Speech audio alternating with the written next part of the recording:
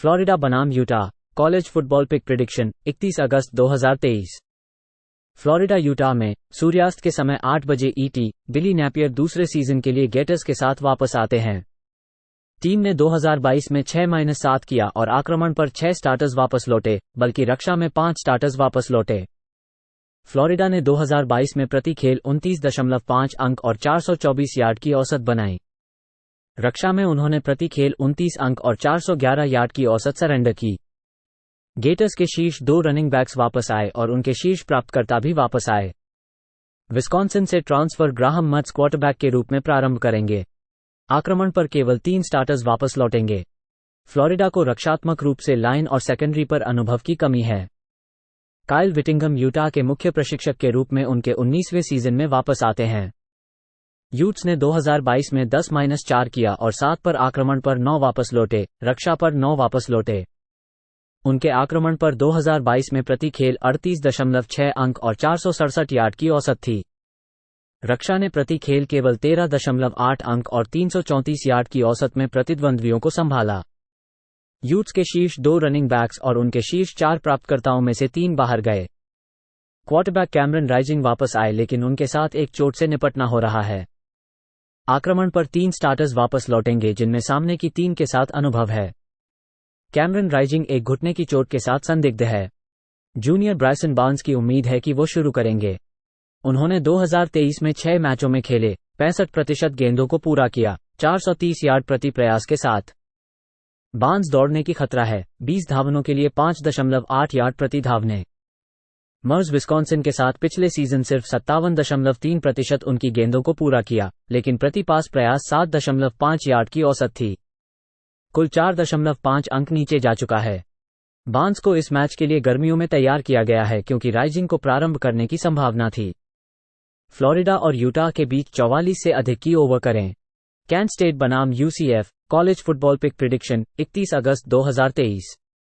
Can state UCF में सूर्यास्त के समय 7 बजे ईटी केनी बर्न्स गोल्डन फ्लैशर्स के मुख्य प्रशिक्षक के रूप में अपने पहले वर्ष में प्रवेश कर रहे हैं।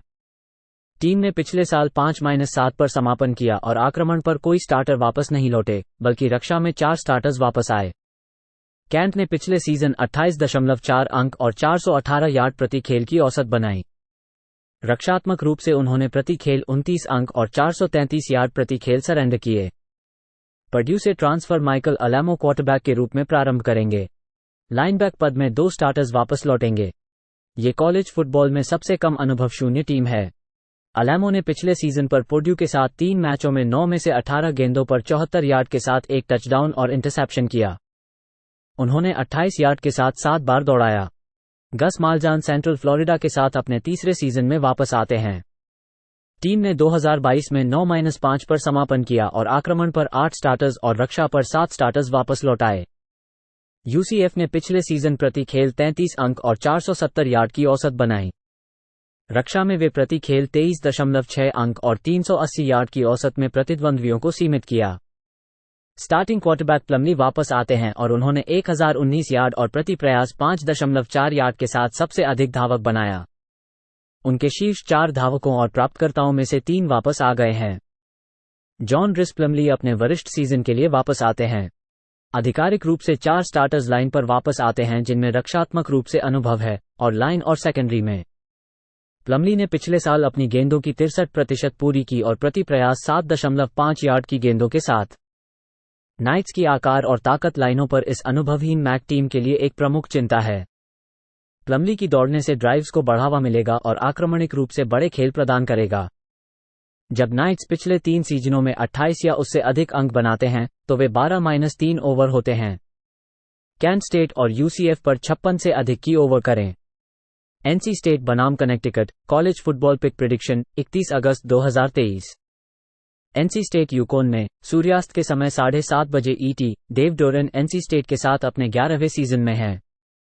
टीम ने पिछले साल 8-5 किया और आक्रमण पर 7 स्टार्टर्स वापस लौटे, बल्कि रक्षा में 5 स्टार्टर्स वापस लौटे। वुल्फपैक 2022 में 24.3 अंक और 340 यार्ड प्रति खेल की औसत से आक्रमणिक रूप से संघर्ष कर रहे थे। उन्होंने केवल 3.3 यार्ड प्रति धावने के लिए फुटबॉल दौड़ाया। रक्षा में वे सिर्फ 19.2 अंक और 327 यार्ड प्रति खेल सरेंडर किए। उनके शीर्ष 3 धावकों में से 2 वापस लौटे, लेकिन उनके शीर्ष 4 प्राप्तकर्ताओं में से 3 बाहर गए। क्वार्टरबैक डेविन लीरी और बेन फिनली बाहर गए हैं। वर्जीनिया से ट्रांसफर ब्रेनन आर्मस्ट्रॉन्ग अपने वरिष्ठ सीजन में क्वार्टरबैक के रूप में प्रारंभ करेंगे। 3 स्टार्टर्स ने अनुभवहीन रूप से बैक साथ लौटाए हैं। जिम मोरा कनेक्टिकट में अपने दूसरे साल में वापस आते हैं। हस्कीज पिछले साल 6-7 पर समापन किया और आक्रमण पर 9 स्टार्टर्स वापस लौटाए, बल्कि रक्षा में 8 स्टार्टर्स वापस लौटे। 2022 में उन्होंने प्रति खेल 19.4 अंक और 303 यार्ड की औसत प्रकट किए। उन्होंने 4.7 यार्ड प्रति धावने के लिए दौड़ाया, जो एक बड़ी सुधार थी। टीम ने प्रतिद्वंद्वियों को 26.2 अंक और 380 यार्ड प्रति खेल में सीमित किया, जो बड़ी सुधार थी। उनके शीर्ष 2 धावक वापस आए हैं और उनके शीर्ष 3 प्राप्तकर्ताओं में से 2 वापस लौटे हैं।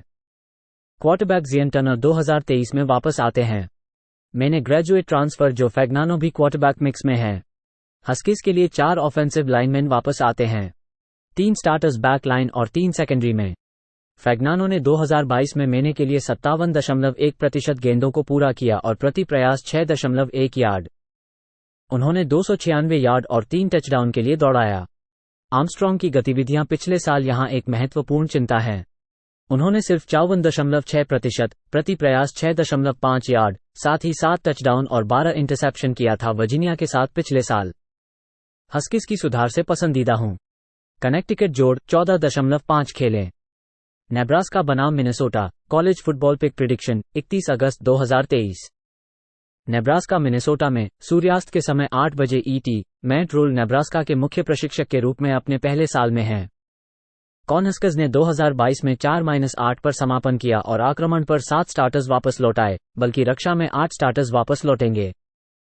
नेब्रास्का ने पिछले साल प्रति खेल 22.6 अंक और 344 यार्ड की औसत बनाई। रक्षा में टीम ने प्रति खेल 27.6 अंक और 414 यार्ड की औसत सरेंडर की। टॉप रशर ने नेब्रास्का के लिए वापस आया, लेकिन उनके शीर्ष 5 प्राप्तकर्ताओं में से 4 वापस नहीं आए। Georgia Tech transfer Jeff Sims quarterback के रूप में प्रारंभ करेंगे। आक्रमण पर 4 स्टार्टर्स वापस लौटेंगे, लेकिन रक्षा में अनुभवहीन है।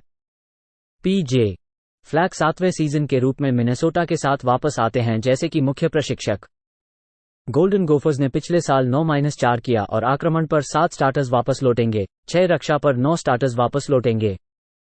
टीम ने पिछले साल प्रति खेल 28.2 अंक और 390 यार्ड की औसत बनाई।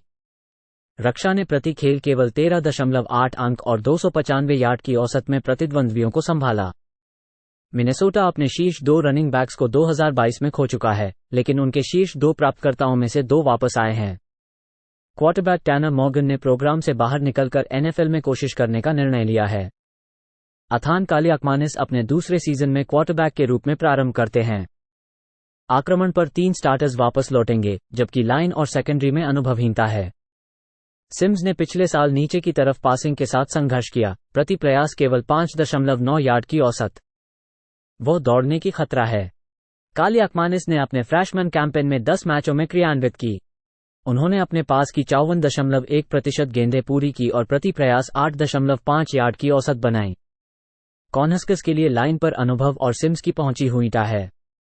जब उन्होंने प्रतिद्वंद्वियों को 150 से 200 पासिंग यार्डों में समेटा है, तो कॉर्नहस्कर्स 23-10 तक स्प्रेड पर जाते हैं। नेब्रास्का जोड़ 7 खेलें।